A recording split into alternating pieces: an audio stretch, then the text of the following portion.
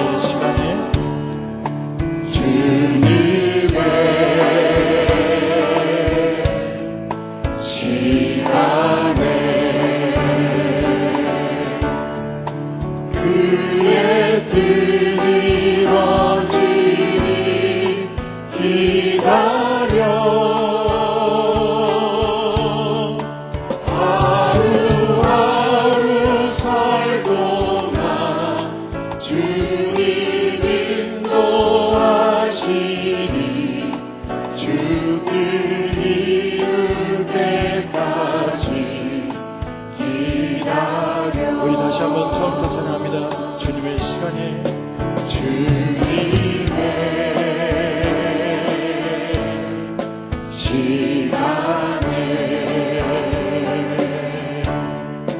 그의 뜻 이루어지리 기다려 하루하루 살 동안 주님 인도하시리 주 뜻 이룰 때까지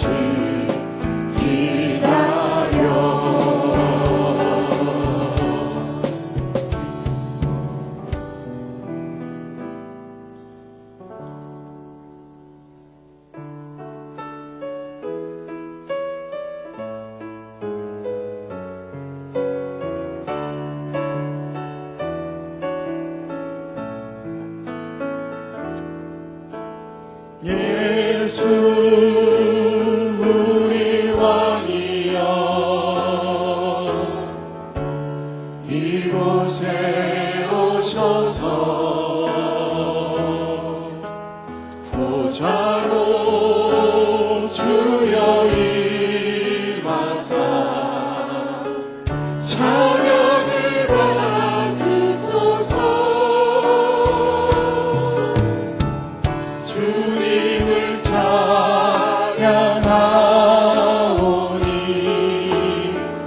주님을 경배하오니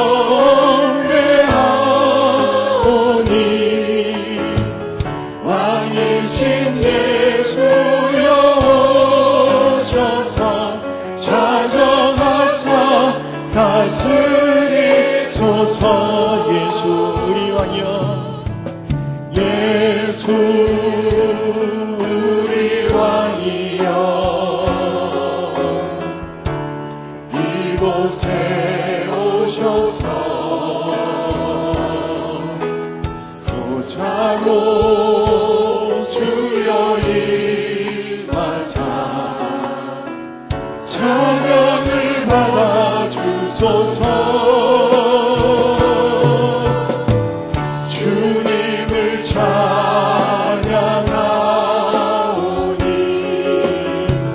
주님을 경배하오니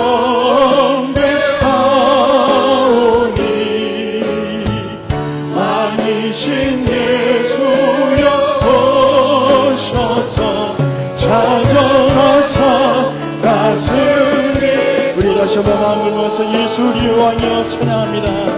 예수 우리 왕이여 이곳에 오셔서 보좌로 주여 임하사 찬양을 받아 주소서. 주님을 찬양하오니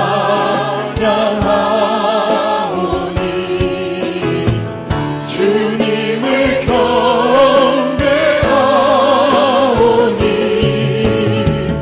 왕이신 예수여 오셔서 찾아가사 다스리소서.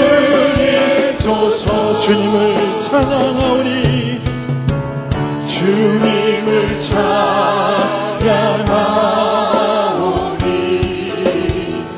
주님을 경배하오니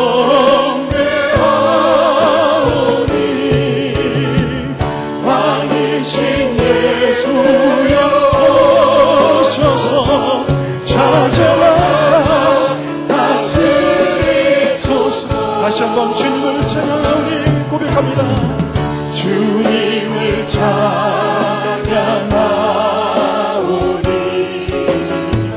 주님을 경배하오니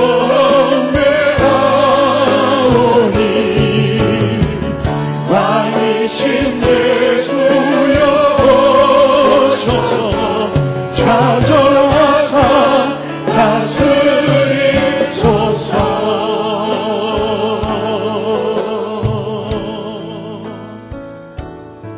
우리가 이 시간 함께 기도할 때 주님 이 시간 우리에게 임재하여 주시고 우리와 함께하여 주셔서 꿈새 하프타임에 주시는 말씀이 우리 가운데 열매가 되기를 소원합니다. 아버지 하나님, 오늘 말씀을 통해서 오늘 하나님께서 귀한 말씀 허락하실 때 우리 담임 목사님 붙들어 주셔서 강건하게 하시고 목사님을 통해서 선포되는 그 말씀이 우리에게 심겨지게 하시고 아버지 하나님 열매가 될 수 있도록 아버지 하나님 말씀을 받아들이는 우리의 마음밭이 잘 준비될 수 있도록 인도하여 주셔서 우리 합심하여서 기도해 주시기 바랍니다. 우리 일리교구의 헌신 가운데도 함께 하시고 우리 섬기는 모든 분들을 위해서도 중보해 주시기 바랍니다. 우리 합심하여서 기도하겠습니다. 하나님 감사합니다. 주님께서 우리에게 귀한 은혜를 허락하시고 감사한 타임 가운데 주의 말씀을 허락하실 줄 믿습니다. 아버지 하나님 담임 목사님을 강건하게 하여 주셔서 붙들어 주셔서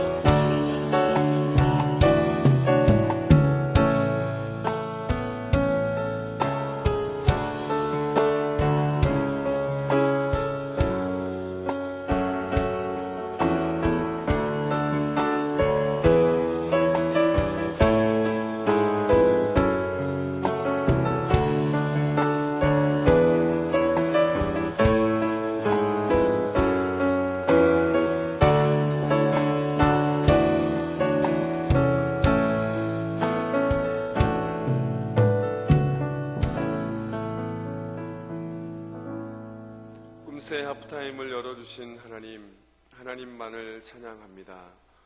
거룩한 상상력의 기적이라는 주제로 진행되는 이번 꿈새를 통해 하나님의 오루 만지시고 회복시키시고 새롭게 하시는 은혜와 날마다 새롭게 다가오신 하나님의 깊은 은혜가 살아가는 성도님들에게 가득하게 임하게 하옵소서. 오늘 마음을 다해 찬양하는 일교구의 찬양을 받아주시고 또 오늘 말씀을 전하시는 담임 목사님에게 말씀의 능력을 더하여 주옵소서. 그 말씀을 통해 모든 성도가 다시 한번 새롭게 결단하는 복된 시간이 되게 하옵소서. 예수님의 이름으로 기도합니다. 아멘. 우리 잠깐 소천 광고를 하겠습니다. 우리 7교구 김화영 권사님 남편이신 이교영 안수지사님께서 하나님의 부름을 받으셨습니다. 입관 예배는 오늘 오후 7시에 진행되고요. 교회에서는 오후 6시 30분에 출발합니다. 그리고 발인 예배는 내일 오전 4시 30분이고요. 교회에서는 오전 4시 10분에 시작합니다. 빈소는 한양대학병원 장례식장 2층 8호실입니다. 진행 중인 장례를 위해서 기도해 주시고 위로해 주시면 감사하겠습니다. 우리 이 시간에 1,2교구가 마음을 다해 하나님께 찬양을 드리신 후에 시와 밭이라는 주제로 담임 목사님께서 말씀 전해 주시겠습니다.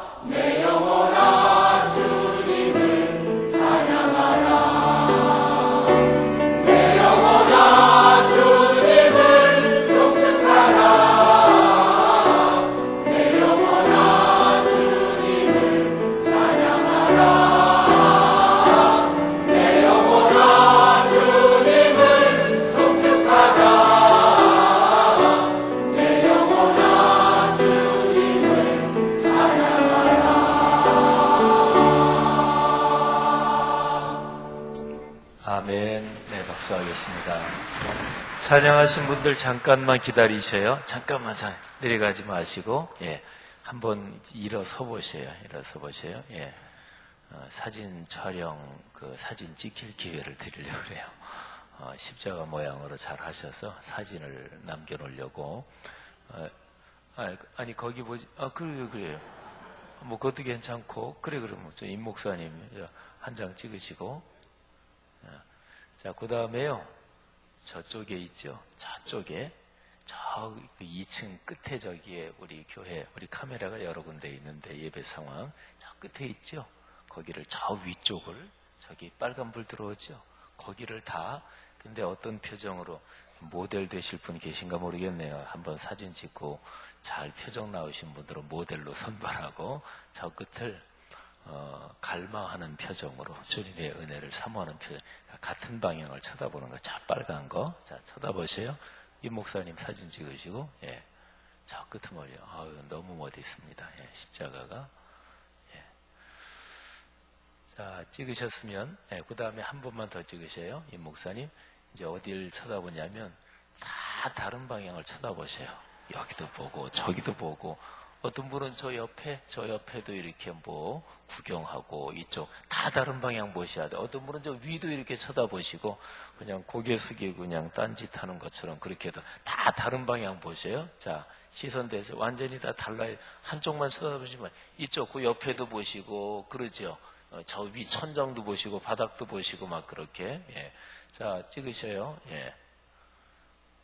아무한테나 기회 안 드리는 건데 박수 한번 하겠습니다. 고맙습니다. 네, 들어가십시오.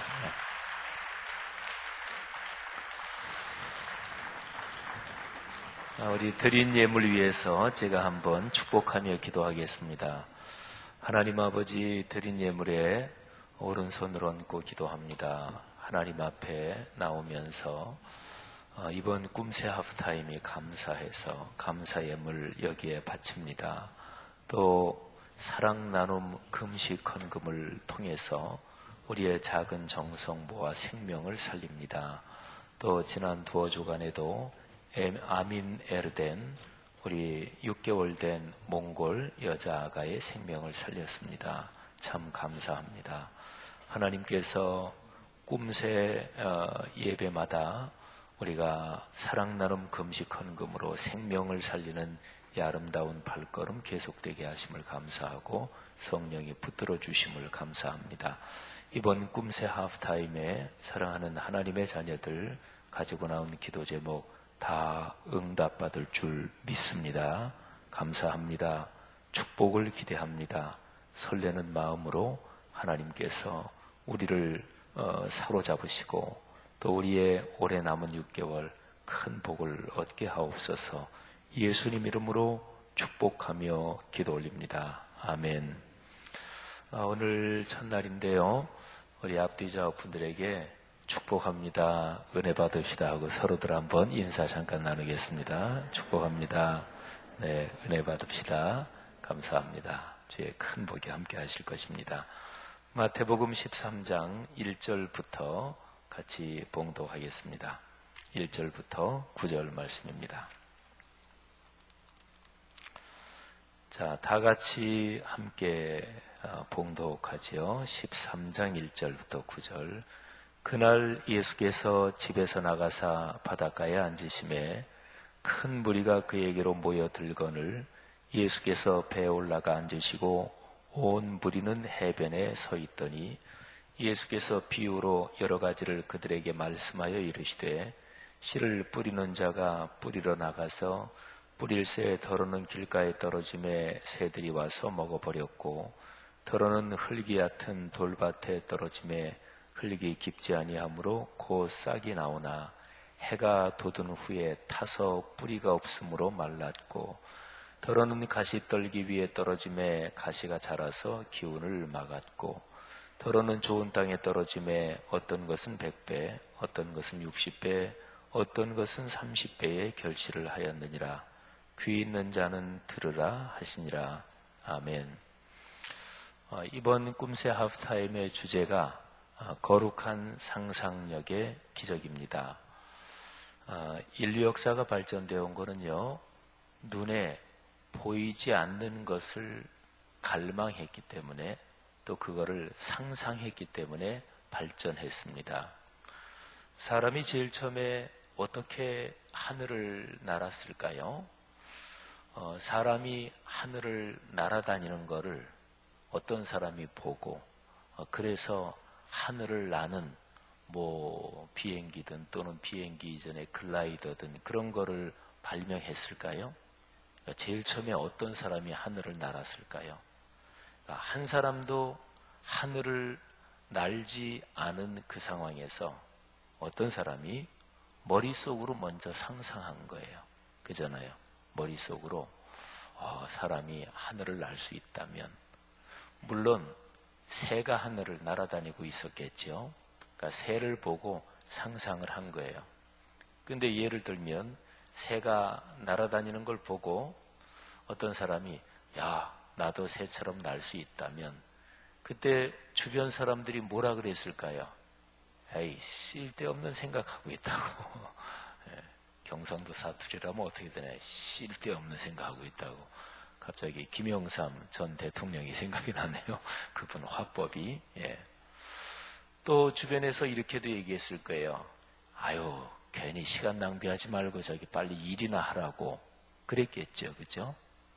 또는 뭐 별 얘기를 다 했을 거예요. 어떤 사람이 진짜 그 일에 막 몰두하고 그러면 아유, 저거 미쳐서 큰일 났어 그랬겠죠. 그죠?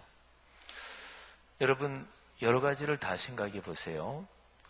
이 세상에서 인류 역사가 진행되면서 남보다 좀 더 멋지고 아름다운 삶을 살아간 사람들은 그 삶이 실제로 그들의 삶에 찾아오기 전에 편한 말로 얘기하면 꿈을 꾸었던 사람입니다. 그거를 상상이라 그러죠. 상상력을 가졌던 사람입니다. 그러지 않은 사람은 절대로 행복하게 또는 남보다 아름다운 것을 이루지 못했습니다. 조금만 생각해 보세요. 원리는 다 똑같습니다. 그러니까 하나 심어서 하나 얻는다. 뭐 이제 생활 태도로 그런 사람이 참 훌륭하다 이렇게 칭찬하기도 해요. 그 사람은 꼭 하나 심어서 하나 얻는 사람이야. 정확한 사람이야. 뭐 생활 태도로 성실하다. 뭐 그런 표현으로는 뭐 맞을 수도 있고, 또 일확천금을 꿈꾼다. 뭐 그러지 않는다. 뭐 그런 거로서는 또 뭐 칭찬할 만한 점도 있어요. 그런데 그것이 상상력이 없다. 또는 뭐 창의력이라고도 그러잖아요. 또 신앙생활 하시면서 구약 성경에 나오는 요셉 얘기 우린 굉장히 많이 들었잖아요. 꿈꾸는 사람 요셉. 그게 다 이제 같은 거예요. 그게 이제 교육적으로는 상상력을 훈련한다. 이런 표현도 되는 거예요. 아이들에게 교육적으로 제일 좋은 그런 장난감이 뭘까요? 여기 이제 어린 아이들을 기르는 젊은 부모들도 계실 테고, 또 우리 할머니, 할아버지들, 손주한테 뭐를 선물하면 가장 좋을까요? 저는 어디 이제 다른데 뭐 집회 가거나 또는 성지순례 가거나 또는 이런저런 여행을 가면 저는 거기에서 돌멩이를 가끔 주워옵니다. 뭐 큰 돌, 뭐 그렇다고 제가 수석 뭐 이런 거 하는 거 아니에요. 그냥 조그만 돌멩이 하나. 근데 그 돌멩이는 조그만 돌멩이지만 제가 주워온 거니까 거기에는 여러 가지 사연이 담겨 있고, 거기에는 저만이 연상할 수 있는, 저만이 그때 일을 그릴 수 있는 그런 어떤 의미들이 담겨 있죠. 그건 특별한 것입니다. 그러니까 돌멩이 하나, 그게 사인이지요. 그거 딱 보면서 그때 이런 일이 있었지. 그때 성지순례 갔을 때 같이 간 분들하고 너무 은혜로웠지. 그때 참 감동적이었어. 이제 그런 거죠.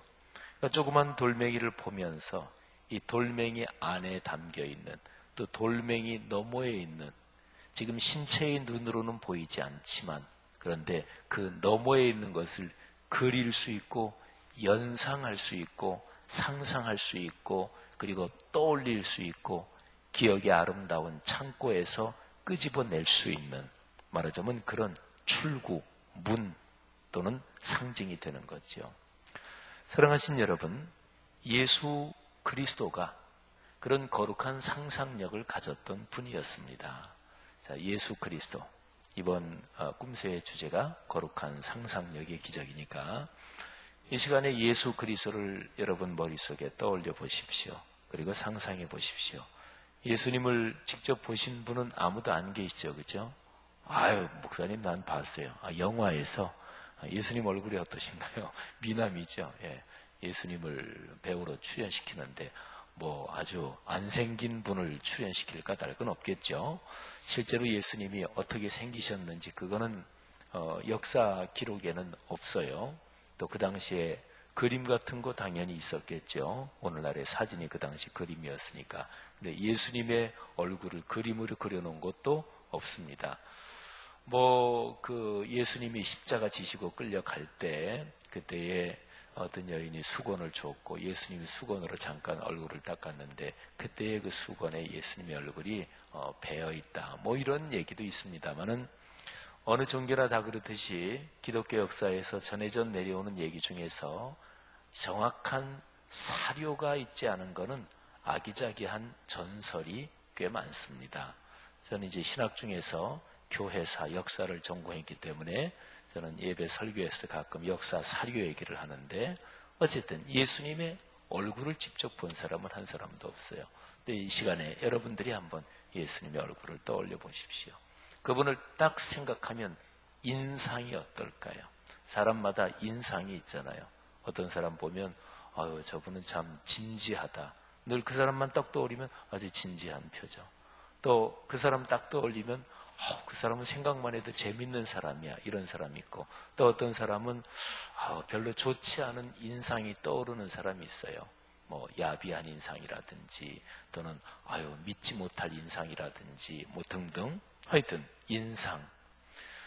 예수님에 대한 여러분의 인상은 어떻습니까? 떠올리시면 예수 믿는 사람 치고 예수님이 안 좋은 인상으로 떠오르는 사람은 아마 없을 거예요. 사람마다 근데 떠오르는 인상, 말하자면 상상이 있죠. 또 연상이라고도 얘기할 수 있어요.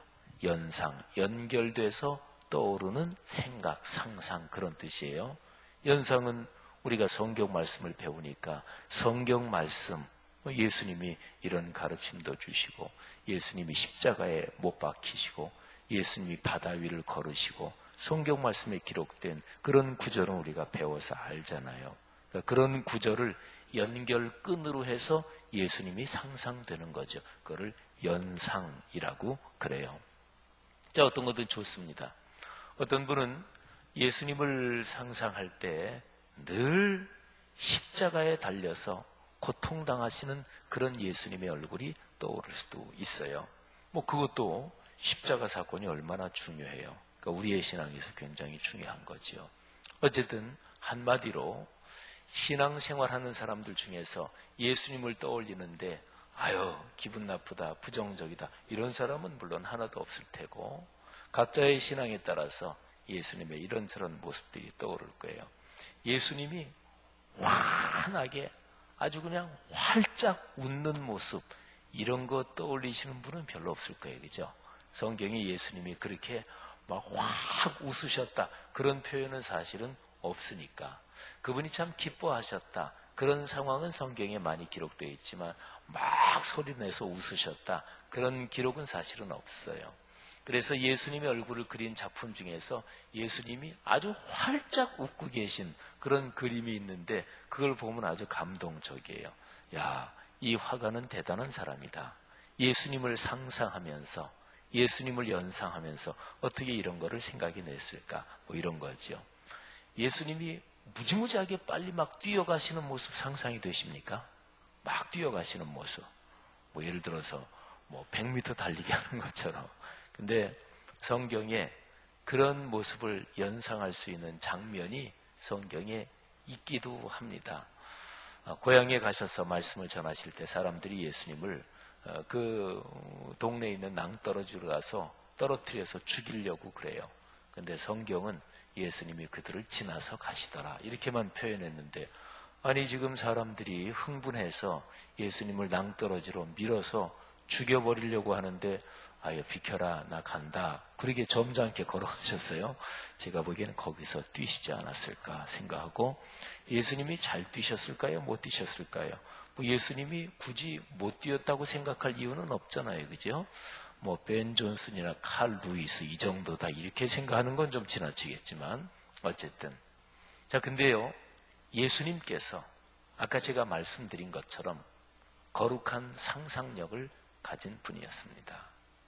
그래서 예수님이 어떤 얘기를 하시고 그 머릿속에 떠오르신 거룩한 상상력 거기에 시간을 쏟고 그리고 거기에 활동을 하셨어요. 그러니까 아까 제가 하늘을 나는 거 그거 얘기할 때 말씀드렸던 것처럼 주변 사람들이 뭐라 그런다고요? 아유 쓸데없는 일 그래서 이렇게 얘기하지 아유 괜시리 시간만 낭비하지 말고 빨리 일이나 하라고 아유 저 사람 큰일 나서 미쳤어 그런다 그랬잖아요. 근데 예수님 주변 사람들이 예수님한테 그랬어요. 어떤 사람이 진짜로 엉뚱한 상상력을 가지고 일할 때 그 사람한테 아우 미쳤어 그리고 막 안타까워하고 그거는 먼데 사람이 그러는 거 아니죠. 가까운 사람들이 그러겠죠. 가족들이 그럴 거 아니겠어요. 근데 예수님이 가족이 그랬잖아요. 저거 우리 집 큰아들 큰일 났다. 그래가지고 동생들이 형 잡으러 왔잖아요. 그 성경에 기록되어 있는 그 사건 아시죠? 그죠? 여러분 생각해 보십시오. 예수님은 거룩한 상상력을 가졌고 그리고 그 거룩한 상상력이 현실로 이루어질 수 있다고 믿은 분이었어요. 예수님이 가지신 거룩한 상상력은 그 대상이 무엇일까요? 그거는 이런 거예요. 하나님의 나라. 이거 아주 멋진 거죠. 한번 굉장히 중요한 단어니까 따라해 보시죠. 하나님 나라. 하나님 나라. 예수님이 문구까지 가르쳐 주신 기도문이 떠오르잖아요. 나라가 임하시오며. 그죠? 아버지의 나라가 이 땅에 오시기를 간절히 바랍니다. 예수님이 그 기도문을 가르쳐 주실 때 하나님의 나라가 이 땅에 더 이상 기도할 필요가 없을 정도로 완벽하게 오지는 않았어요. 그러니까 기도하라고 가르치신 거죠. 여러분은 삶에서 어떤 것이 여러분의 삶에 오기를 바랍니까? 여러분의 삶에 이루어지기를 바라는 게 무엇입니까? 어떤 처음으로 할아버지가 된 사람이 이제 페이스북에 글을 올린 거 보니까 자기한테는 꿈이 생겼대요. 자기의 손주 이 아이와 같이 산책하는 꿈. 근데 걔가 지금 돌도 안 됐어요. 근데 이 아이하고 자기는 산책하는 꿈을 갖게 됐다. 이 아이야 학교 가는 걸 바래다 주고 싶은 꿈을 가지게 됐다. 그리고 이 아이의 여자친구와 같이 자기가 식사를 사주고 그런 꿈을 가지게 됐다. 이 아이의 결혼식 주례를 하고 싶은 꿈을 가지게 됐다. 이렇게 줄줄이 그러면서 이 아이의 아이를 내가 또 볼 수 있을까? 뭐 이런 얘기도 썼더라고요. 뭐 그 정도야 뭐 증손자니까 그 정도는 되겠죠. 어쨌든 사람이 너무나 행복하면 꿈을 꿉니다. 악몽도 꾸요. 근데 그거는 사람 정신이 약해질 때 악몽을 꾸는 거예요. 어떠십니까? 가끔 악몽을 꾸십니까? 가끔 가위 눌린 꿈을 꾸십니까? 그래서 잠자리 옆에는 가위 놔두면 안 돼요. 어쨌든 악몽 꾸는 거는 사람의 정신이 약해져서 또는 두렵고 불안해서 그런 거예요. 그거 말고 반대적으로 좋은 꿈 꾸십니까? 그 꿈 때문에 행복하십니까? 그래서 잠잘 때 막 그 아주 행복한 꿈을 꾸다가 갑자기 일어나서 혼자 웃고 이러는 사람이 있죠. 그죠? 예. 여러분, 사람이 살면서 내 삶에 이런 게 이루어졌으면 좋겠다. 그게 바로 내 삶에서 상상하는 거고, 기도하는 거고, 바라는 거고, 꿈꾸는 거고, 소원하는 거고, 희망하는 거잖아요. 제가 지금 여러 가지 표현을 썼습니다만은 이런 대여섯 가지 표현이 그 사람의 삶 속에 늘 가득하고 그득한 사람은 그 사람은 분명히 행복합니다. 그런 복이 있기를 축복합니다. 이번 꿈새 하프타임 수요일 저녁까지 포함해서 7번 동안 거룩한 상상력을 좀 훈련하고 거기에 대한 갈망을 가졌으면 좋겠다. 이런 생각을 제가 했어요. 제가 얼마 전에 설교할 때도 그런 얘기를 했는데, 목사로 목회하면서 성도들이 생각할 때, 아유, 우리 목사님 굉장히 힘들겠다. 그래서 어떨 때, 아유, 목사님 요즘 힘드시지요? 그럴 때 제가 어떨 때는 이런 경우가 있어요. 가만히 있어보자. 내가 요즘 힘들어야 되는 거네. 또는 그 성도가 얘기할 때, 아니, 뭐 때문에요? 그러면, 아유, 뭐 이런 것 때문에 요즘 힘드실 것 같아요. 아, 그거요? 그것 때문에 내가 힘들어야 되는구나. 마음속에 이제 그런 생각이 드는데, 근데 저는 사실은 그거 생각하지도 못하고 생각도 안 나고, 요즘 사람이 생활하면서 관심사가 있잖아요. 생각하는 게 있잖아요. 근데 성도님이 담임 목사 걱정해서, 요즘 그런 문제 때문에 힘드시죠. 근데 그때 얘기할 때 생각나서, 다른 사람이 그렇게 생각할 수도 있겠구나. 근데 그때 제가 대답하면서, 사실은 깜빡했네요. 그 문제를. 이렇게 대답하면 그 사람한테 좀 미안하잖아요. 그죠? 그래서 그냥, 괜찮아요. 기도해 주세요. 그런데 저는 진짜 새까맣게 그냥 잊어버리고, 그런 경우가 꽤 있어요. 근데 어떨 때 그러냐면, 성경 말씀 묵상하는 게 무지무지하게 깊을 때는 제가 그래요. 여러분, 아까 제가 손주 얘기했죠. 근데 어떤 목사님이에요. 근데 그 목사님이 처음으로 손주 봐서, 여기도 첫 손주 보신 분들이 있죠. 대개 첫 손주 보신 분들은 굉장히 정신이 없습니다. 온통 거기에 신경을 다 빼앗기고 그러니까 그런 분들한테 식사 얻어먹는 거는 무지무지하게 쉽습니다. 손주 봤다며. 사진 좀 한번 보여줘봐요. 그러면 얼른 꺼냈죠. 그러고 나서 뭐 요즘 하는 말로, 요즘은 돈 내고 손주 자랑해라 그랬으니까 식사 한번 사시오. 그러면 얼른 삽니다. 두말 안고 삽니다. 근데요, 그렇게 첫 손주가 생긴 사람은 온통 거기에 신경이 가 있잖아요. 그죠? 정신이 온통 거기에 팔려 있다고요. 정신 팔린다. 그런 얘기 하잖아요. 손주가 더 대단할까요? 하나님 말씀이 더 대단할까요? 현실적으로는 손주가 대단해요. 그런데 실제로 따져본다면 그렇지. 하나님 말씀이 더 대단하지. 하나님 말씀을 묵상하면서 성령께서 역사하실 때 그 감동, 감격은 얼마나 대단할까요? 하나님 말씀에 감동되면 순교도 하잖아요. 그죠? 그러니까 제가 목사하고 말씀 묵상을 강조하지만 저도 늘 1년 365일 말씀 묵상에서 늘 깊은 거는 아니에요. 근데 어떨 때 매일매일 말씀 묵상하고 그럴 때는 그게 막 감동이 되니까, 말씀 묵상은 매일 하니까, 그러니까 손주 매일 보고 하면 얼마나 이쁘겠어요? 그냥 가까이 두고 사는 분이 참 복인데, 근데 말씀 묵상 매일 하니까 머릿속에는 온통 그 생각이란 말이에요. 온통 그 생각.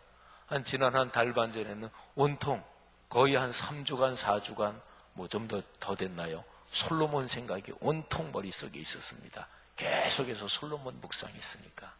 사랑하신 여러분, 그 사람의 삶은 지금 그 사람이 어떤 생각을 하고 있느냐, 생각이 그 사람의 삶입니다. 구약성경의 잠언에 그런 말씀이 있잖아요. 세상 살면서 지킬 만한 게 참 많다. 근데 무엇보다 지킬 만한 게, 꼭 지켜야 되는 게 사람의 마음이다. 왜? 거기에서 생명이 나기 때문이다. 아니, 그 말씀을 히브리어 원어의 뜻을 살린다면 그 마음이 생명이다. 이렇게도 표현도 할 수가 있어요. 그러니까 그 사람이 어떠냐? 그 사람 행복해? 불행해? 그 사람 훌륭해? 아니면 그 사람 좀 자꾸 상대할 만하지 않아? 뭐 어떻습니까? 근데 그 사람의 생각이 그 사람이란 말이에요. 그 다음에 한 1년 뒤, 2년 뒤, 한 5년 뒤 그 사람이 앞으로 걸어갈 인생길은 어떨까요? 그 사람이 지금 어떤 생각을 하고 있느냐, 그게 미래에 펼쳐지는 거예요. 뭐 예를 들어 계속 고민하고 막 그러다가 잠들면 그러면 악몽 꾸잖아요. 그죠? 그러니까 오늘 내가 막 어떤 생각을 가지고 있느냐, 그게 바로 그날 밤, 그 가까운 미래잖아요. 그날 밤에 꿈으로 또 나타나고, 또 머릿속에 막 생각이 복잡하고 뭐 때문에 그냥 막 신경질이 나는데 누가 말을 이렇게 붙여오는데 그 사람은 평소 농담했던 대로 농담하는데 갑자기 발끈하면서 난 무시하는 거야? 이런단 말이에요. 그러니까 그 사람이 지금 생각하는 게 지금 그 사람의 조금 후에 누가 말을 붙여오는데 거기에 대해서 반응하는 내 미래란 말이죠. 사랑하신 여러분, 상상력을 가지시기를 주의 이름으로 축복합니다. 그런데 그 앞에 우린 신앙적으로 단어 하나를 붙이는 거예요. 거룩한 상상력. 그러면 거룩한 상상력은 거룩한 것을 상상하는 거예요. 하나님이 거룩한 분이십니다. 거룩의 본질은 하나님이십니다. 그런데 그 하나님께서 우리를 당신 닮게 하기를 간절히 원하셔요. 할아버지가 왜 손주 보고 좋은 줄 아세요? 왜 손자 손녀 보고 좋은 줄 아세요? 자기 닮았거든요. 그래서 너무너무 좋아하는 거예요. 하나님도 우리가 당신을 닮기를 원하셔요. 하나님을 닮는 게 뭐냐?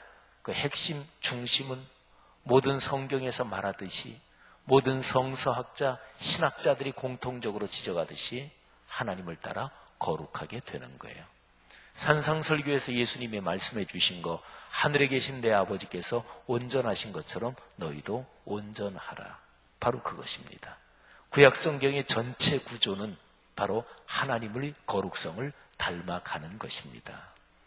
그러면 하나님이 당신의 거룩성을 닮도록 만들기 위해서 우리한테 주신 게 있어요.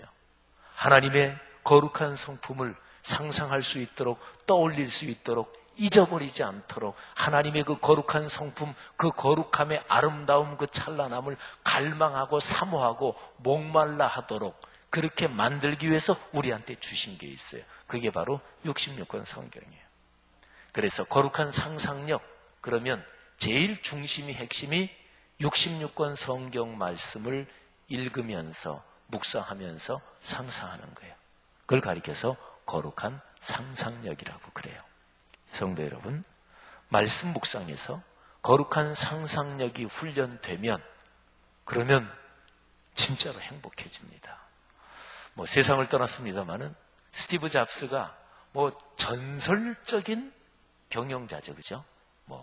어떤 사람이 세상을 떠나면 더군다나 세상에 있을 때 대단했던 사람은 세상 떠나면 그거에 막 증폭이 돼서 전설적인 인물이 돼요. 스티브 잡스는 모든 경영자 중에서 특히 요즘 4차 산업혁명 이런 거 얘기하는데 말하자면 그런 보통의 스텝을 뛰어넘는, 보통의 스텝에서는 상상 못하는 스텝을 뛰어넘는 그런 거를 몇 차 이게 버전이 달라지는 걸 말하잖아요, 그죠? 버전이 달라진다.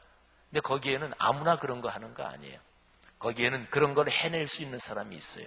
그게 상상력이 뛰어난 사람이 해내요.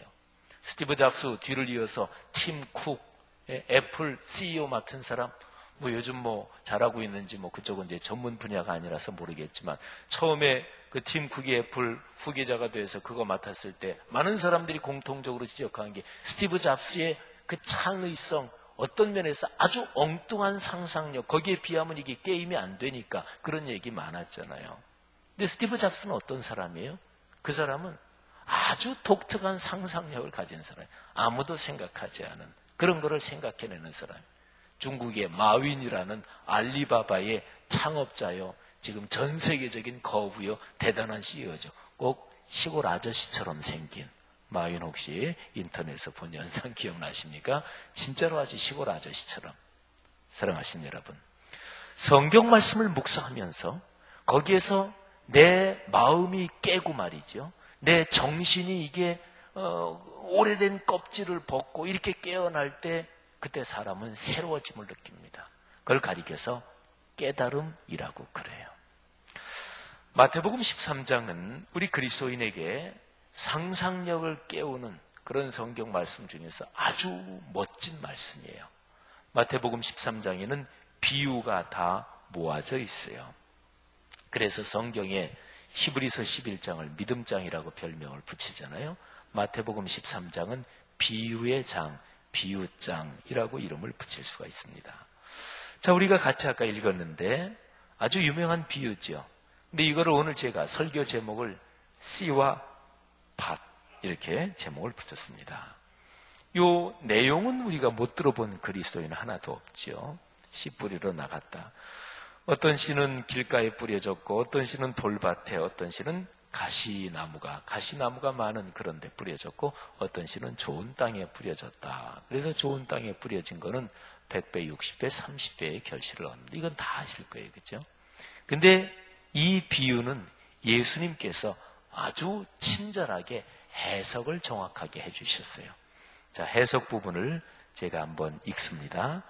19절부터 23절이에요.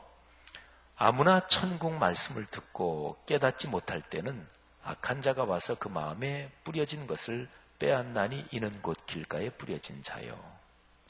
자, 머릿속으로 충분히 상상하면서 계속 들어보십시오. 돌밭에 뿌려졌다는 것은 말씀을 듣고 즉시 기쁨으로 받되 그 속에 뿌리가 없어 잠시 견디다가 말씀으로 말미암아 환난이나 박해가 일어날 때에는 곧 넘어지는 자요. 가시떨기에 뿌려졌다는 것은 말씀을 들으나 세상의 염려와 재물의 유혹에 말씀이 막혀 결실하지 못하는 자요. 좋은 땅에 뿌려졌다는 것은 말씀을 듣고 깨닫는 자니 결실하여 어떤 것은 100배, 어떤 것은 60배, 어떤 것은 30배가 되느니라 하시더라. 아멘. 자, 여러분, 요 씨 뿌리는 자의 비유에서 우선 가장 기초적인 질문 하나 드릴 테니까 대답해 보세요. 자, 씨 그리고 밭이 있어요. 예수님이 가르치신 이 비유에서 씨가 문제예요? 밭이 문제예요? 둘 중에 뭐가 문제죠? 그러니까 이 질문을 혹시 잘못 이해하신 분도 계시겠네요. 뭐가 중심이냐 이 뜻이 아니고 문제거리, 골칫거리, 문제를 일으킬 수 있는 거, 그게 씨예요, 밭이에요? 밭이잖아요, 그죠? 씨는 문제 없어요. 그러니까 씨는 걱정하지 마세요. 근데 여기서 씨가 뭐냐면 예수님이 해석했죠. 말씀을 듣고, 그리고 똑같은 요 내용이 마가복음 4장, 누가복음 8장에도 나오는데 거기 해석에도 아주 명백하게 씨는 말씀이다. 뿌리는 거는 말씀을 뿌리는 거다. 그러니까 씨는 말씀인데 그거는 이상 없어요. 걱정 안 하셔도 괜찮아요. 아유, 씨가 좀 잘못된 씨면 어떡하지? 아유, 이 씨가 썩은 거 아니야? 상한 거 아니야? 걱정하지 마시라니까요. 그러니까 하나님 쪽은 걱정하지 마세요. 하나님이 알아서 하세요. 문제는 밭이에요. 밭은 우리의 마음이란 말이에요. 여러분, 신앙생활의 중심이 이것입니다. 신앙생활은 내 마음이 하나님의 뜻에 합한지 그걸 늘 생각하는 거예요. 이 밭의 비유를 생각하면서 내 마음이 어떤가 한번 잠깐 상상해 보십시오. 말씀의 씨가 떨어질 때 열매를 맺을 좋은 밭입니까? 그런데요, 오늘 여기 예수님의 가르침에서 한번 단순한 산술적인 비율로 따져보면 실패한, 그러니까 씨가 떨어져가지고 열매가 나지 않은 게 3번이에요. 열매가 난 게 1번이고. 그러면 몇 대 몇이에요? 이거는 75% 대 25%예요. 하나님의 말씀을 듣고 그게 삶의 열매로까지 이어지는 사람이 더 많을까요? 그렇지 않은 사람이 더 많을까요? 예, 약간은 좀 슬픈 일이지만 그렇지 않은 사람이 더 많기도 한 것 같아요. 자, 그러면 우리가 이번 한 주간 동안 꿈새 하프타임에 은혜 받기 위해서, 갈망하는 마음을 갖기 위해서 한번 직접적으로 얘기한다면 지금 여기 앉아있는 여러분과 저 포함해서 우리, 이번 꿈새 하프타임에 마태복음 13장의 말씀을 듣고 열매 맺는 분들은 얼마나 되실까요? 그리고 열매 맺지 못하는 분도 계시겠죠. 성도 여러분들이요, 은혜 받는 거는 제일 중심은 다른 거 다 말고 내가 먼저 은혜 받아야 돼요. 내가 은혜 받는다, 이런 마음, 이런 갈망하는 마음이 있어야 됩니다. 그런 마음 여러분에게 있고 이번 꿈새 기간 중에 그런 은혜가 있기를 축복합니다. 단순하게 여기 계신 분들을 75% 대 25% 이렇게 나눌 수도 있지만 여기 계신 분들은 다 25% 안에 드는 분이 되기를 간절히 바랍니다. 그리스도인들은 여기 말고도 우리 한국 땅에 많으니까. 자, 그 다음에요, 지금 이 씨 뿌리는 자의 비유를 말씀해 주시면서 예수님의 심정이 어떨까 한번 상상해 보세요. 예수님이 어떤 심정으로 말씀하실까? 장면을 한번 잠깐 그려드릴까요? 예수님께서 바닷가에 앉으셨다 그랬어요. 그리고 큰 무리는, 많은 사람들이 왔는데 그들은 해변에 서 있었다. 그리고 예수님은 배에 올라가 앉으셨다 그랬어요. 그 장면을 한번 상상해 보세요. 예수님이 배에 올라가 배 위에 앉으셨어요. 그거는 이제 바닷가로 떠내려가지 않도록 뭐를 묶어놨든지 이제 그랬겠죠. 그리고 무리가 해변가에 쫙 서 있어요. 이스라엘 갈릴리 바다 가보신 분들은 얼른 머릿속에 연상이 더 되겠고, 뭐 안 그래도 그냥 해변가에 배에 올라가 앉으시고 쫙 사람들이 해변가에 있다, 연상할 수 있겠죠. 그런데 보통 낮에는 바다에서 육지로 바람이 붑니다. 그래서 옛날에 마이크가 없었잖아요. 그래서 말을 해도 바닷가에서 육지로 바람이 부니까, 예수님이 배에 올라가 앉으셨으니까 바람을 등지고 앉으신 거죠. 예수님이 말하면 말하는 소리가 사람들한테 훨씬 잘 들린 거죠. 성지순례 가이사랴에 갔을 때 해변가에 있는 원형극장에서 그거를 직접 체험했던 경험이 납니다. 어쨌든 예수님께서, 근데 주님의 심정이 어떠셨을까요? 그 아름다운 날, 뭐 아름다웠겠죠. 좋았겠죠. 그 예수님이 거기서 하나님의 말씀을 해주시면서 예수님의 심정은 아마 그러셨을 거예요. 이 말씀을 듣고 사람들이 꼭 열매를 맺고 삶이 행복해졌으면 좋겠다. 근데 예수님도 잘하셨어요. 사람들이 말씀을 듣지만 듣는 대로 다 결실하지는 못한다. 그건 예수님도 잘하셨어요. 그러니까 예수님은 간절히 하늘 아버지께 기도하는 마음으로, 아버지, 이 말씀을 들은 사람들이 깨닫게 하옵소서, 이런 심정이셨겠죠. 자, 그런데 거기에 모여든 사람들, 큰 무리라 그랬으니까 많은 사람들이 모였는데 그 사람들의 심정은 어땠을까요? 그 사람들의 심정은 각각 달랐을 거예요. 어떤 사람은 구경하러 한번 가자. 예수 그 양반이 요즘 그렇게 유명하다며. 또는 그 중에는 어떤 사람은 간절히 사모하고 갈망하는 마음이 있는 사람이 있었을 것이고, 몸에 병이 있어서 예수님 그분 병자도 많이 고치신다고 하는데, 그래서 예수님한테 기도받으려고 나온 절박한 상황, 죽음을 앞두고 있는 사람도 혹시 거기에 있었을 테고, 그리고 거기에는 예수님을 정탐하러 온 사람도 있었을 거예요. 자, 심정으로 생각해 보면 예수님의 심정에 문제가 없어요. 예수님 마음은 괜찮아요. 문제는 거기에 모여든 사람들의 마음이에요. 어쩌면은 예수님은 거기에 모여든 사람들을 생각하면서 네 가지 마음의 상태, 네 가지 사람의 상태를 얘기하셨는지도 모르겠어요. 자, 그러면 여기 지금 앉아있는 여러분과 저, 우리의 마음 상태는 어떻습니까? 여러분의 지금 마음 상태는 참 은혜 받고 싶다, 갈망하는 그런 마음이십니까? 꿈새 하프타임이니까 또 내가 직분을 받았는데 안 나올 수는 없고, 뭐 그러신 분도 계실 수도 있겠고, 그렇게 해서라도 나오신 거는 고마운 일이에요. 좋은 일입니다. 그런데 갈망하고 사모하는 이런 마음보다는 아니겠죠. 제가 목회자들에게 늘 강조하는 게, 예배 때는 목사로 전도사로 있는 게 아니다. 예배 때는 목사 전도사이기 전에 한 사람의 그리스도인으로서 은혜를 사모해야 된다. 여기에 있는 목사님들, 전도사님들 중에서 목회자니까 어차피 나와야 되고 지각하면 안 되는데, 그냥 그런 심정으로 앉아있다면 그 사람한테 불행한 일이겠죠. 여기 계신 분들, 여러분들의 심정은 어떠십니까? 자, 아주 중요한 게 있는데요. 여기에 예수님이 해석해 주신 부분 19절부터 23절에 보면 네 가지 밭에 공통점이 있고 차이점이 있습니다. 공통점이 무지무지하게 중요합니다. 19절, 아무나 천국 말씀을 듣고 20절, 이게 이제 처음에 이제 길가에 뿌려진 적이에요. 말씀을 듣고, 그 다음에 20절, 돌밭에 뿌려졌다는 것은 말씀을 듣고, 22절, 가시떨기에 뿌려졌다는 것은 말씀을 들으나, 23절, 좋은 땅에 뿌려졌다는 것은 말씀을 듣고.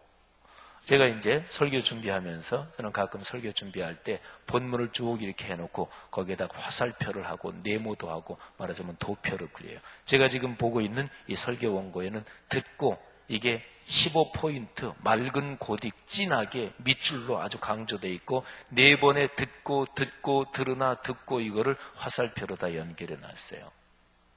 여러분, 사람 마음이 어떤 상태든지 간에 지금 네 가지 사람의 그 상황 또는 네 가지 마음의 상태에서 공통적인 점은 들었다는 거예요. 안 들은 사람은 뭐 얘기할 것도 없죠. 안 들었는데 무슨 얘기를 해요. 또 뭐 말씀을 펼치지도 않았는데 무슨 얘기. 그런 사람은 논외입니다. 그런 사람은 얘기 바뀝니다. 그런데 적어도 말씀을 들은 사람 다 들어요. 근데 오늘 우리가 본문으로 묵상한 말씀 9절 말씀에 보면 제일 끝에 예수님이 이렇게 말씀하시잖아요.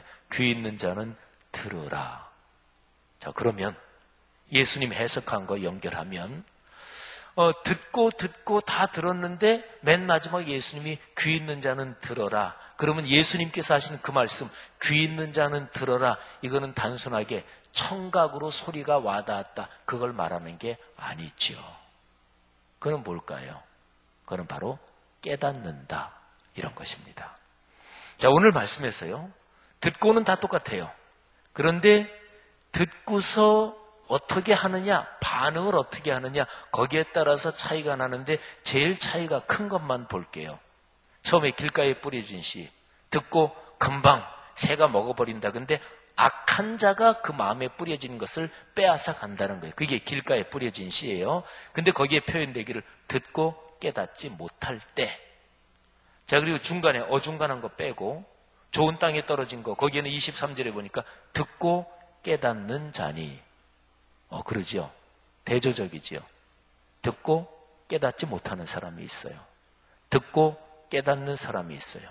그리고 중간에 어중간한 여러 가지 상태가 있고. 그러니까 차이점은 이것입니다. 깨닫느냐, 깨닫지 못하느냐. 자, 근데 깨닫는다는 것을 많은 그리스도인들이 착각해요. 사람에 따라서, 그리스도인들에 따라서 취향이 틀려요. 어떤 사람은 성경 공부하는 거를 굉장히 좋아해요. 어떤 사람은 공부보다도 막 감성적으로 뜨거운 걸 굉장히 좋아해요. 여러분 교회 담임 목사 설교에 대해서 목사님 좀 더 뜨겁게 하시지 등등 이런 사람도 있다는 걸 제가 알아요. 또 어떤 사람은 지 목사님은 꼭 설교할 때 성경을 해석해주고 풀어주는 거 그게 나 굉장히 좋다. 이런 사람도 있다는 거 제가 알아요. 그런데 설교는 담임 목사가 하는 거예요. 그죠? 설교는 여러분의 취향에 맞춰주는 게 아니에요. 어쨌든 제가 목사로 살아오면서 제가 형성된 거 있고 하니까. 그러니까 설교에 대해서 과도하게 간섭하는 거 아니에요. 신앙생활 다 마찬가지예요. 교회 일도 간섭도 정도가 있지. 그거는 다 맡겨진 직무가 있으니까. 그러니까 사람에 따라서 취향이 다 다른데, 그런데 성경 공부 좋아하고 성경 지식이 좀 깊고 그런 사람들은 깨닫는 거를 이렇게 착각해요. 말씀을 듣고 말씀을 묵상하고 성경 공부하면서 와, 이게 이런 뜻이구나. 그렇게 탁 하고 그 지식을 깊이 있게 알았을 때 그거를 깨닫는다고 착각해요. 아닙니다. 그게 아니에요. 성경에서 깨닫는다고 할 때는 삶의 실천까지 연결되는 걸 말해요.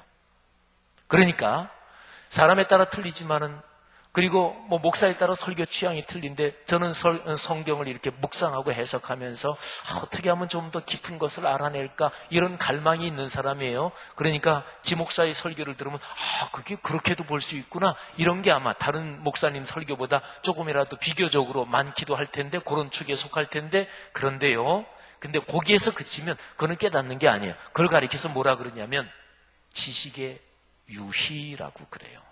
지식의 유희.